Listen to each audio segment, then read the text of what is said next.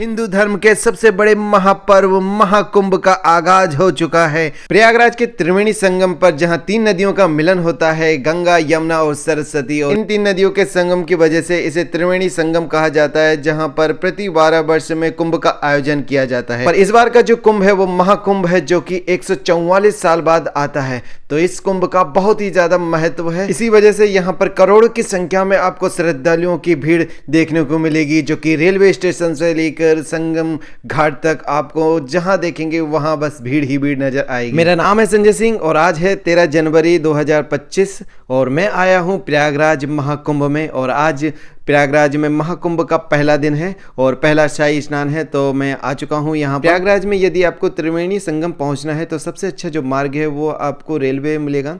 तो railway station जो कि प्रयागराज जंक्शन रेलवे स्टेशन है। प्रयागराज में 2 रेलवे स्टेशन और भी हैं, जिनमें प्रयागराज संगम है, जो कि त्रिवेणी संगम के काफ़ी ज़्यादा नज़दीक है, मात्र 2 से 2.5 किलोमीटर की दूरी पर है। पर शाही स्नान पर जो संगम रेलवे स्टेशन है उसे बंद कर दिया जाता है। तो अभी प्रयागराज जंक्शन जो कि सबसे बड़ा रेलवे स्टेशन है प्रयागराज का, वो ओपन है और मैं यहीं पर आया हुआ हूँ। तो देख सकते हैं कि भीड़ यहाँ पर बहुत ज़्यादा है और व्यवस्था यहाँ पर बहुत ही अच्छे से बना रखी है।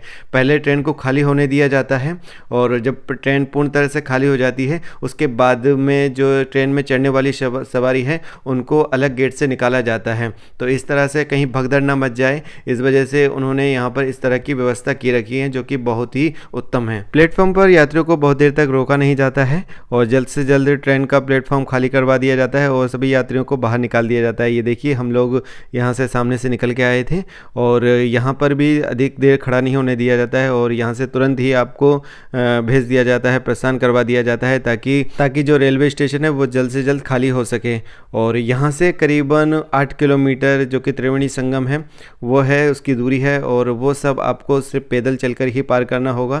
यहाँ पर बहुत अधिक आपको यातायात के साधन नहीं मिल पाएंगे, क्योंकि आज शाही स्नान है और शाही स्नान पर यहाँ पर सभी जो पब्लिक ट्रांसपोर्ट हैं वो लगभग बंद कर दिए जाते हैं, जो भी त्रिवेणी संगम पर जाते हैं। और अगर आप दूसरे दिन आते हैं तो शायद आपको यहाँ पर साधन मिल जाएंगे, जो ई रिक्शा वगैरह चलते हैं। जंक्शन से जो संगम की दूरी है वो करीबन 8 से 9 किलोमीटर हो जाती है, क्योंकि प्रशासन ने कुछ रास्ते इस तरह से बना दिए हैं, तो काफ़ी ज़्यादा घूम घाम के वहाँ पे जाना होता है। और ई रिक्शा जो है वो करीबन संगम से 3 या 4 किलोमीटर पहले ही छोड़ देते हैं। तो मतलब कि आपको कम से कम 5 से 6 किलोमीटर तो चलना ही पड़ेगा यदि आप रिक्शा भी लेते हैं। यदि आप रेलवे स्टेशन के बाहर से ई रिक्शा या ऑटो वगैरह लेते हैं तो वो करीबन आपको 100 रुपये चार्ज करेंगे। काफ़ी ज़्यादा बढ़ चुका है। पहले यही 30 रुपये में संगम तक पहुंच जाया करते थे और ये संगम तक नहीं जाएंगे। और रास्ता आपको किसी से पूछने की आवश्यकता पड़ेगी नहीं, क्योंकि जहां भीड़ जा रही होगी बस आप उन भीड़ के पीछे चले जाइए। और ये सभी लोग संगम की ओर ही जा रहे हैं, इसी वजह से बिल्कुल भी हम लोगों को परेशानी नहीं आई थी। और क्योंकि पूरा रास्ता पैदल ही तय करना है, कोई भी सवारी आपको यहाँ पर नहीं मिलेगी, जैसे कि टेम्पो है, ऑटो है या फिर जो इलेक्ट्रिक वाहन है, उन सबको भी यहाँ पर बंद कर दिया गया है। करीबन 7 से 8 किलोमीटर की पैदल यात्रा करने के बाद में आप लोग एक बहुत बड़े गेट से गुजरेंगे और इस गेट से गुजरने का मतलब यही है कि आप संगम के काफ़ी नज़दीक आ चुके हैं। तो देख सकते हैं सामने जमुना माता की प्रतिमा है और यहीं पर 3 नदियों का मेल होता है। और इस जो गेट का नाम है, इस जो दरबार का नाम है वो है कच्छप द्वार। तो यहाँ से जाने के बाद में आप लोग संगम पर पहुँच जाएंगे और यहाँ से काफ़ी ज़्यादा रेतीला इलाका चालू हो जाता है। इसी वजह से यहाँ की जो सरकार है उन्होंने कुछ इस तरह की व्यवस्था बनाई हुई है कि यहाँ पर लोहे की लंबी लंबी फट्टियाँ डाल रखी हुई हैं, ताकि आपके पैरों में सुविधा हो, चलने में सुविधा हो।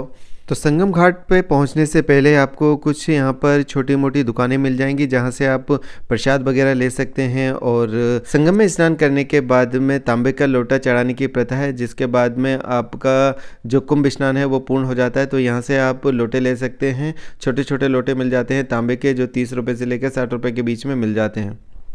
तो ये देख सकते हैं आईपीएस अधिकारी हैं जो घोड़े पर बैठकर यहाँ की जो व्यवस्था है उनको निगरानी कर रहे हैं, उनकी देखरेख कर रहे हैं और किसी को कोई परेशानी ना हो इस बात का भी ध्यान रख रहे हैं। तो यहाँ पर कुछ इस तरह के साधु संत भी मिल जाते हैं जो नागा बाबा हैं, और इनसे थोड़ा सा बच के रहिए, ये थोड़े से पैसे वगैरह मांगने लग जाते हैं। और इसके बाद में अब हम लोग बिल्कुल पहुँच चुके हैं घाट पर और देख सकते हैं कि घाट पर कितनी ज़्यादा भीड़ हो रही है, क्योंकि 13 तारीख है और हम लोग काफ़ी लेट हो गए थे, करीबन 1 बज चुका था और ये 1 बजे की आप भीड़ देख सकते हैं। मेरे चेहरे पर आपको थोड़ी बहुत थकान दिख रही होगी और यहाँ पर इतनी ज़्यादा भीड़ थी कि हमें सामान रखने की भी जगह नहीं मिल रही थी कि सामान रखकर हम स्नान कर सकें। तो घाट पर बहुत ज़्यादा भीड़ थी। यदि आपको अच्छे से स्नान करना है तो हो सके तो घाट से थोड़ा सा दूर जाकर करें, तो वहाँ पर आपको जगह ज़्यादा मिल जाएगी। मैंने जो पहली बार स्नान किया था वो इसी भीड़ में किया था, जबकि दूसरा जो मकर संक्रांति का स्नान था, शाही स्नान, वो मैंने थोड़ा सा घाट से जाके दूर किया था और सुबह काफ़ी जल्दी किया था, तो उस समय बहुत अधिक भीड़ नहीं थी। वो मैं आपको कल सुबह दिखाऊंगा। तो स्नान होने के बाद में अब हमें ज़रूरत थी कहीं पर स्टे करने की। तो यहाँ पर स्टे करने के लिए मैंने इस तरह का टेंट किराए पर लिया था और इनका मैं नंबर आपको मेंशन कर देता हूँ। एक दिन आपको पहले इनको बताना होगा और अपने टेंट बुक करवाने होंगे। तो ये 1000 रुपये का मुझे टेंट मिला था। यदि आपको ब्लैंकेट चाहिए या फिर स्लीपिंग बैग, टेंट के साथ में स्लीपिंग बैग भी चाहिए सोने के लिए, तो फिर पूरा टेंट का सेट 1500 रुपये का होता है, जो कि 12 घंटे तक वैलिड होता है। जिस लोकेशन पे कैंपिंग की गई थी वह बहुत ही नज़दीक था त्रिवेणी संगम के, और जहाँ पर गंगा आरती होती है उसके बिल्कुल सामने ये लगा हुआ था। लेटरिन बाथरूम की पूर्ण व्यवस्था थी यहाँ पर। तो यदि आप यहाँ पर स्टे करना चाहते हैं तो मेंशन दिए गए नंबर पर आप कांटेक्ट कर सकते हैं। जहाँ पर हमने टेंट कैंपिंग की थी उसी के बिल्कुल ही सामने ये गंगा आरती होती है, जो संगम आरती के नाम से भी जाना जाता है। और यहाँ पर आरती की जो मुख्य बात है वो ये है कि आरती को जो संपन्न किया गया था, शाम की आरती को जो संपन्न किया गया था वो लड़कियों के द्वारा किया गया था। यहाँ पर कन्याएं देख सकते हैं जो कि आरती को कर रही हैं और गंगा आरती यहाँ पर हो रही है।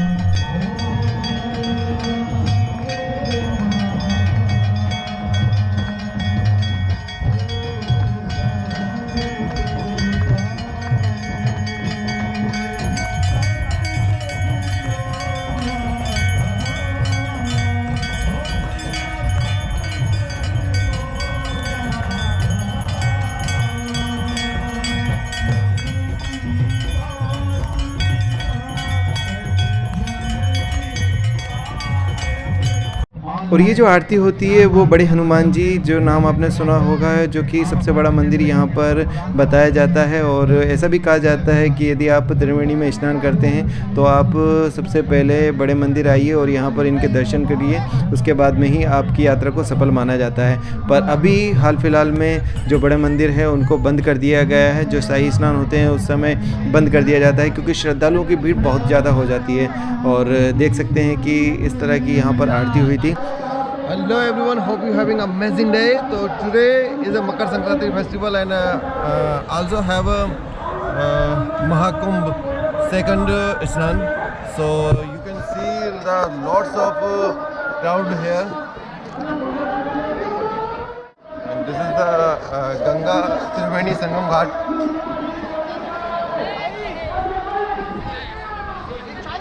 अभी 14 तारीख को सुबह 5:30 बजे हुए हैं और इस समय देख सकते हैं कि जो बड़े बड़े यहाँ पर साधु और महात्मा लोग आते हैं उनकी पेशवाई निकाली जाती है। वो स्नान करने के लिए जा रहे हैं, तो देख सकते हैं कि इस तरह से उन्हें रथ में बैठाकर और ले जाया जाता है। साथ में उनके जो फॉलोवर्स होते हैं, उनके जो शिष्य होते हैं, वो उनके पीछे होते हैं।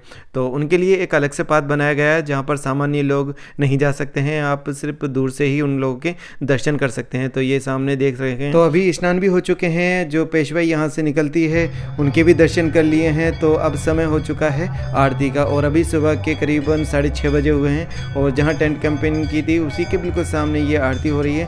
और इस बार जो आरती को कर रहे हैं वो बॉयज़ हैं, लड़के हैं या पंडित जी बोल सकते हैं, वो हैं। और इस तरह की सुबह सुबह आरती हो रही है।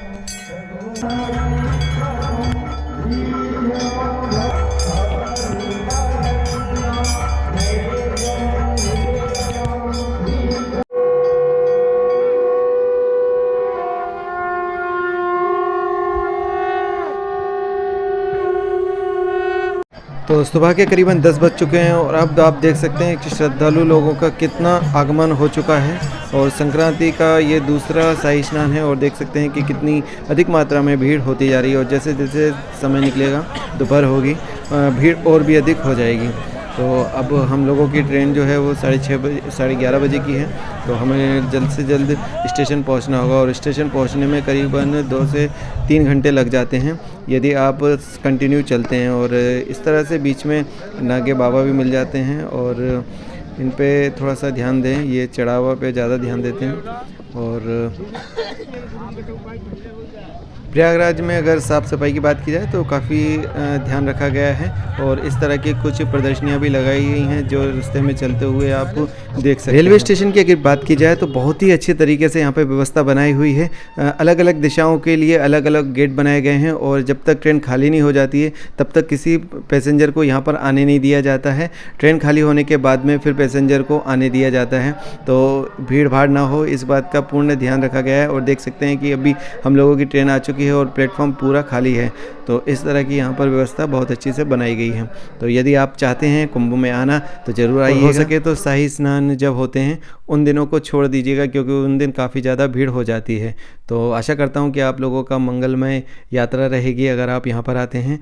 Thank you so much for watching this video और आशा करता हूँ कि आपको वीडियो अच्छा लगा है और आप वीडियो को लाइक ज़रूर करेंगे और चैनल अगर अभी तक आपने सब्सक्राइब नहीं किया तो उसे सब्सक्राइब भी ज़रूर करेंगे। Thank you so much for watching this video.